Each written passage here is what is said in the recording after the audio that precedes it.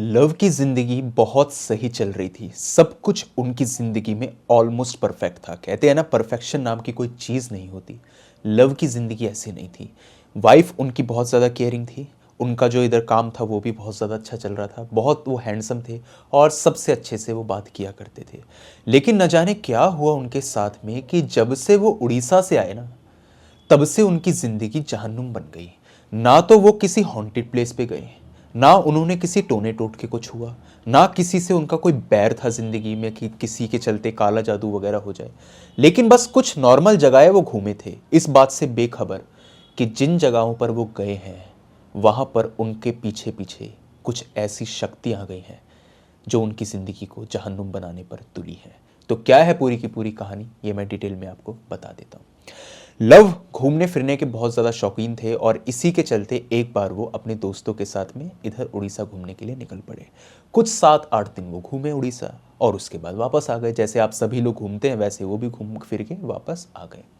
जब से वो वापस आए, उनके साथ में कुछ भी सही नहीं चल रहा था। जो उनका काम था वो भी डामाडोल होने लगा, बीवी से लड़ाई होने लगी और इसी के साथ में नौबत यहाँ तक आ गई कि उनकी वाइफ उनको डाइवोर्स तक देने को तैयार हो गई। उन्होंने ये कह दिया कि मैं तुझ जैसे आदमी के साथ में रह नहीं सकती, तू जो है ना वो मेरे लायक है नहीं। लव को समझ नहीं आ रहा था कि आखिर ये सब कुछ हो क्या रहा है। खैर, अगर मामला यहाँ तक भी रुक जाता तब भी हम ये बात समझ लेते कि चलो कोई दिक्कत की बात नहीं है और ऐसा सब कुछ तो होता ही रहता है।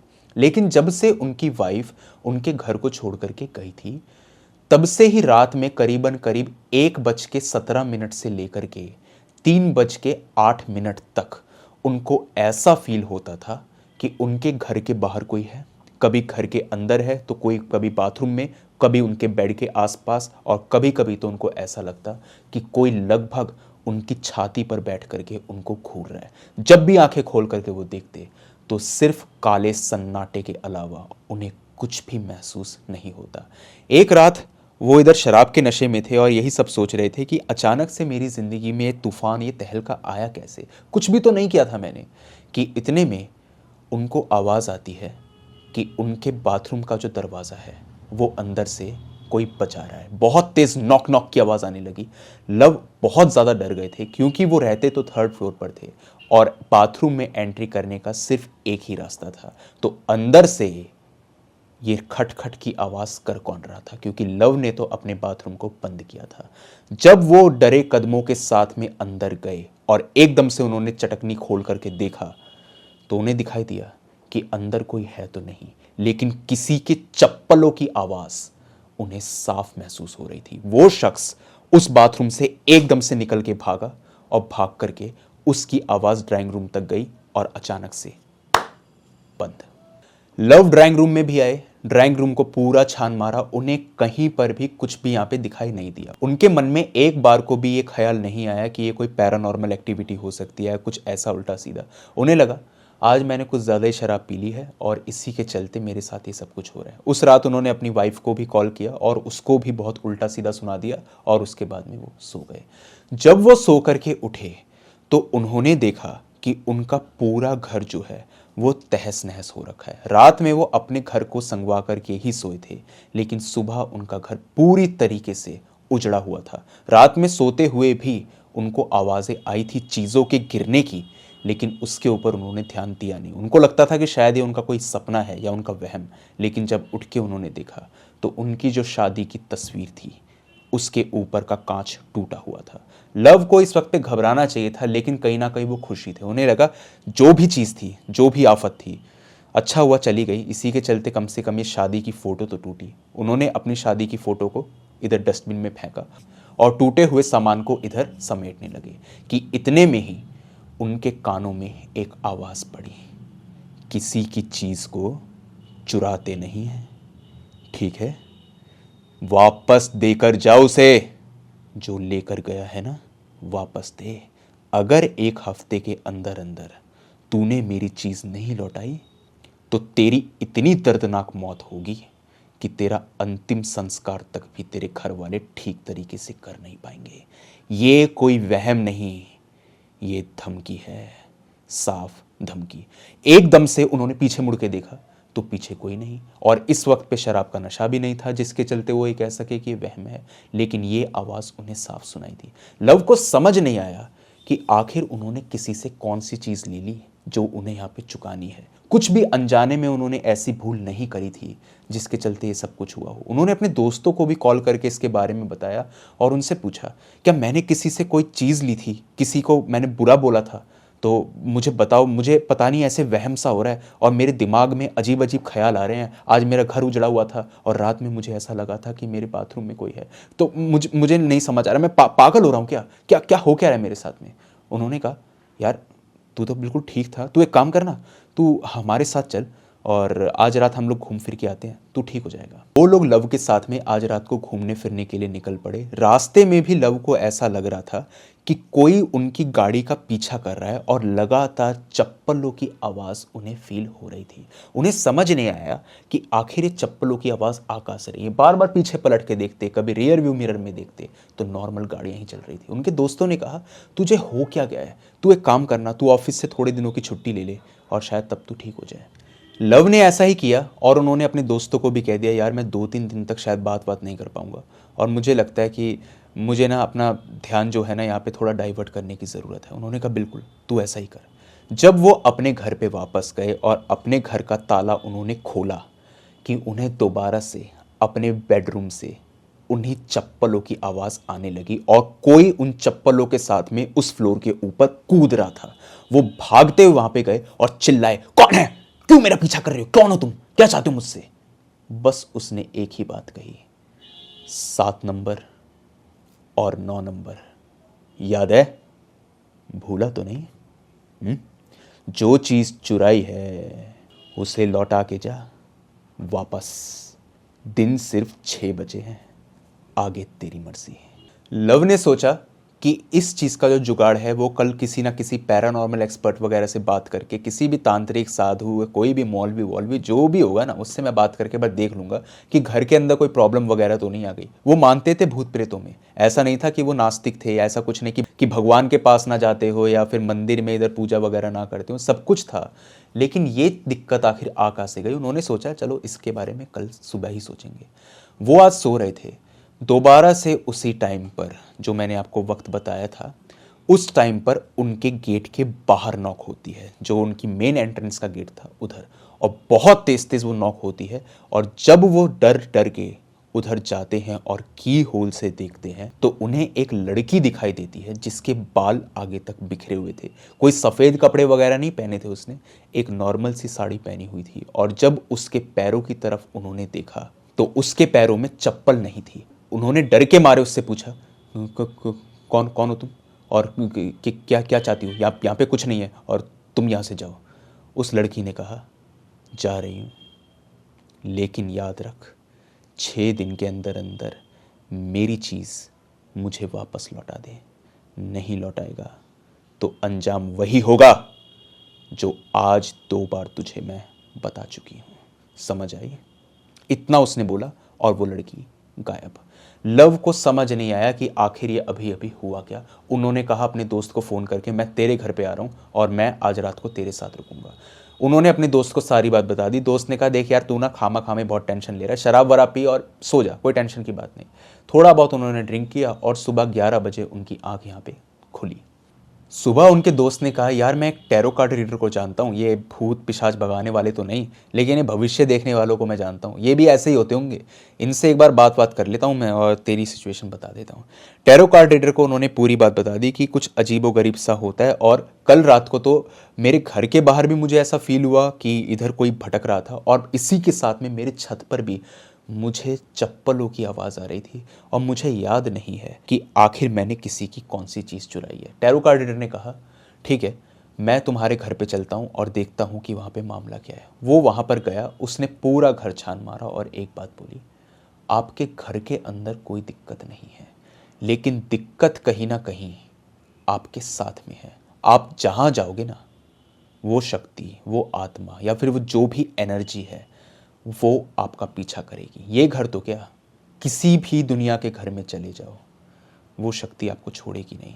आपने जो भी उससे चीज़ चुराई है या जो भी उससे चीज़ मांगी है, उधार में भी सही, उसे दे करके आओ। उन्होंने कहा मैंने कुछ मांगा ही नहीं, मैं तो कुछ लेकर के ही नहीं आया, मैंने क्या गलत कर दिया। कि इतने में उनके दोस्त ने कहा यार तुझे याद है वो उड़ीसा का मंदिर? उसने कहा हाँ हम लोग तो कुछ 7 मंदिर गए थे। किस किस मंदिर की बात कर रहा है? यार वो मंदिर याद कर, तुझे याद है उस मंदिर में कुछ चप्पलों वाला कांड सा हुआ था तेरे साथ में, कहीं वही तो कोई दिक्कत नहीं है? उसने कहा चप्पल, हाँ हाँ हाँ हाँ हाँ चप्पल चप्पल वो, लेकिन यार वो कैसे हो सकता है, वो तो मेरी चप्पलें थी ना। उसने कहा हाँ हाँ तेरी चप्पल थी, पता नहीं फिर क्या हो सकता है भाई, मुझे नहीं पता, तू जल्द से जल्द इसके बारे में कुछ ना कुछ सोच। टैरो कार्ड रीडर ने पूछा कि आखिर ये मामला है क्या, क्या हुआ था चप्पलों के साथ में? तो इधर उसने बताया कि जब हम मंदिर से वापस आ रहे थे तो मेरी जो चप्पलें थी वो उधर मुझे नहीं मिली। होता ही है मंदिरों में, जब आप लोग भी जाते हैं तो इतनी सारी चप्पलें होती हैं कि चप्पल इधर की उधर हो जाती है, और बहुत सारी चप्पलें ऐसी भी होती हैं कि वो सेम रंग की भी होती हैं। उन्होंने कहा कि मैंने अपनी चप्पलें पहनी, और जब मैंने उन चप्पलों को पहना था तो उसके अंदर एक चप्पल मुझे बड़ी नज़र आ रही थी और एक छोटी, लेकिन मैंने ध्यान नहीं दिया और मैं उसको पहन करके वापस आ गया था। एक चप्पल शायद 7 नंबर की थी और एक चप्पल 9 नंबर की। इसी वक्त पे लव को याद आता है कल रात का सीन, 7 नंबर और 9 नंबर। और इसी के साथ में एक बात आपको बता दूं कि वो जो मंदिर था ना उड़ीसा का, उसके बारे में एक बात फेमस थी कि ये मंदिर कुछ रात के वक्त में ही खुलता है। ये दोपहर के वक्त में फंक्शनल नहीं होता है, रात के वक्त में मंदिर खुलता है। और वो रात में कुछ 1:30 बजे से लेकर के सुबह के 3 साढ़े 3 बजे तक वहाँ पर रुके थे, और इसी बीच में ये सब कुछ होता भी था। लव ने कहा ऐसा कैसे हो सकता है कि एक चप्पल के चलते ये सब कुछ हो जाए?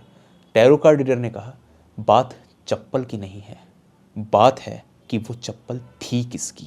दरअसल लोग कभी कभार ऐसा कुछ काम कर जाते हैं, मंदिरों के बाहर में भी ऐसा कुछ वो काम कर जाते हैं जिसके चलते लोग जो होते हैं जाने अनजाने में उस चीज़ को अपने साथ में ले जाते हैं, और जब वो लेकर के उस चीज़ को जाते हैं तो उनकी ज़िंदगी पूरी तरीके से तहस नहस हो जाती है। इधर लव ने पूरी बात बताई कि मेरी वाइफ के साथ में डाइवोर्स होने तक की भी नौबत आ चुकी है, वो मुझे छोड़ के जा चुकी है और मेरे साथ में बहुत अजीबोगरीब होता है, और कभी कभार तो मुझे ये तक भी फील होता है कि कोई मेरी छाती पर बैठा भी है, और जब मैं आंखें खोल कर देखता हूँ तो मुझे कुछ नज़र नहीं आता। उसने कहा जितनी जल्दी हो सके तुम उड़ीसा वापस जाओ, और जो भी तुमने वहाँ से लिया था इसको वहीं पर अपनी जगह पर छोड़ करके आ जाओ।